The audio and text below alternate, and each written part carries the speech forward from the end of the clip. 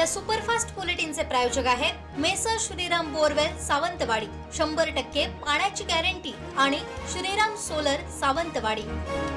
महाराष्ट्राचे उपमुख्यमंत्री अजित पवार यांचे बारामती विमानतळाजवळ झालेल्या विमान अपघातात निधन झाले। अजित पवारांचा मृत्यू ही महाराष्ट्रासाठी दुर्दैवी घटना असल्याच्या भावना उपमुख्यमंत्री एकनाथ शिंदे यांनी व्यक्त केल्या आहेत। कुडाळमध्ये जिल्हा परिषद उबाटाचे उमेदवार अमरसेन सावंत व पंचायत समिती उमेदवार नारायण उर्फ अप्पा मांजरेकर यांनी डिगस गावात घरोघरी फिरून प्रचाराला सुरुवात केली आहे। जिल्हा परिषद व पंचायत समिती निवडणुकीच्या पार्श्वभूमीवर रेडी जिल्हा परिषद मतदारसंघात शिवसेना, भाजपा, राष्ट्रवादी महायुतीच्या प्रचाराचा शुभारंभ मंगळवारी ग्रामदेवतांचा आशीर्वाद घेऊन करण्यात आला। अजितदादांच्या आठवणीने दीपक केसरकर भावुक झालेले पाहायला मिळाले। अजितदादांच्या जाण्यानं महाराष्ट्राच्या राजकारणात मोठी पोकळी निर्माण झाल्याच्या भावना नितेश राणे यांनी व्यक्त केल्या। अजितदादांच्या जाण्यानं जनाधार असलेलं नेतृत्व गेल्याची भावना संदेश पारकर यांनी व्यक्त केली। अजितदादा एकही मिनिट वाया घालवायचे नाहीत अशी प्रतिक्रिया वैभव नाईक यांनी दिली आहे। गेल्या अनेक वर्षांपासून साटेली बेडशी मधला बाजार येथे वडापावच्या विक्री करणाऱ्या झरे काजूळ धनगरवाडी येथील रहिवासी असलेल्या दीपक विठ्ठल खरवत या तरुणानं सासोली भरपाल सीमेवर तिलारी धरणाच्या उजव्या कालव्याच्या ठिकाणी झाडाला गळफास लावून आत्महत्या केल्याची घटना बुधवारी सकाळी उघडकीस आली। नेरूरमध्ये सर्वपक्षीय कार्यकर्त्यांनी एकत्र येत महाराष्ट्राचे उपमुख्यमंत्री अजित पवार या अपघातातील मृतांना श्रद्धांजली अर्पण केली। अजित पवारांच्या मृत्यूनंतर कणकवली येथे आज 28 जानेवारी रोजी मुख्यमंत्री देवेंद्र फडणवीस यांच्या उपस्थितीत होणारी महायुतीची प्रचार सभा रद्द करण्यात आली। कुडाळ तालुक्यातील राजकीय रणधुमाळीने आता निर्णायक वळण घेतलं आहे। उमेदवारी अर्ज मागे घेण्याच्या शेवटच्या दिवशी अनेक इच्छुकांनी माघार घेतल्यानं आता जिल्हा परिषदेच्या 9 गटांसाठी 22 उमेदवार तर पंचायत समितीच्या 18 गणांसाठी 45 उमेदवार आपलं नशीब आजमावणार आहेत।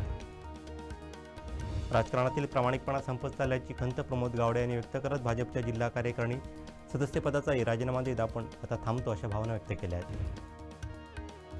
सालेवाडा भागात रस्त्यावर मिळालेली मोठी रक्कम सावंतवाडी दोघा युवकांनी पोलिसांकडे सुपूर्द केली। संदेश कुणकेरकर आणि साईनाथ राणे असं त्यांचं नाव असून ही रक्कम संदेश ड्राफ्ट्स या सालेवाड्यातील दुकानाच्या समोर त्यांना सापडली होती।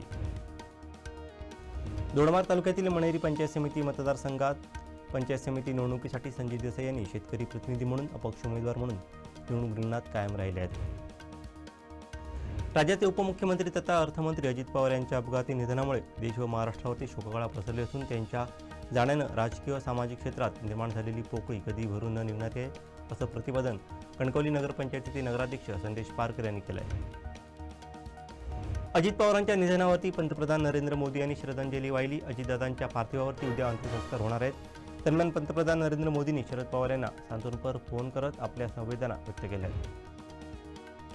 अजित पवारांच्या विमान अपघातात शांभवी पाठक या 25 वर्षाच्या तरुणीचा मृत्यू झाला आहे।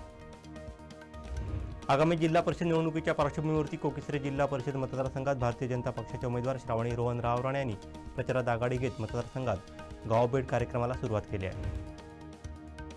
तब्बल 9 वर्षांनंतर होणाऱ्या सिंधुदुर्ग जिल्हा परिषद आणि जिल्ह्यातील 8ही पंचायत समितींच्या सार्वत्रिक निवडणुकीत महायुतीने निवडणूक होण्यापूर्वीच आपली ताकद दाखवून दिली आहे। उमेदवारी अर्ज मागे घेण्याच्या मंगळवारी अखेरच्या दिवशी तब्बल 25 जागा बिनविरोध करण्यात महायुतीला यश आलं असून यामध्ये भारतीय जनता पक्षाचा सिंहाचा वाटा आहे। मराठी भाषा संवर्धन पंधरवडा निमित्त घेण्यात आलेल्या कथाकथन स्पर्धेत मेघना संतोष सावनीने प्रथम क्रमांक पटकावला आहे। आंबोली जिल्हा परिषद गट आणि विलवडे पंचायत समिती गणातील उबाटाचे सोनू दळवी यांनी विलवडे, कोणशी, थरमळे तसंच अन्य गावातील आपल्या शेकडो कार्यकर्त्यांसमेत शिवसेना जिल्हा प्रमुख संजू परब यांच्या प्रमुख उपस्थितीत शिवसेनेत प्रवेश केला आहे। उपमुख्यमंत्री अजित पवार यांचं विमान अपघातात निधन झाल्यानं राज्य सरकारनं बुधवारी शासकीय सुट्टी जाहीर केली। त्या पार्श्वभूमीवरती शालेय शिक्षण विभागानं राज्यातील सर्व शाळांना सुट्टी जाहीर केली। तसंच मुंबई विद्यापीठानं दुपारच्या सत्रामध्ये होणाऱ्या सर्व परीक्षा पुढे ढकलण्याचा निर्णय घेतला आहे। उपमुख्यमंत्री अजित पवार यांच्या अपघाती निधनाच्या बातमीनं संपूर्ण देशात हळहळ व्यक्त होत असून राज्यात आज शासकीय सुट्टी जाहीर करण्यात आली आहे।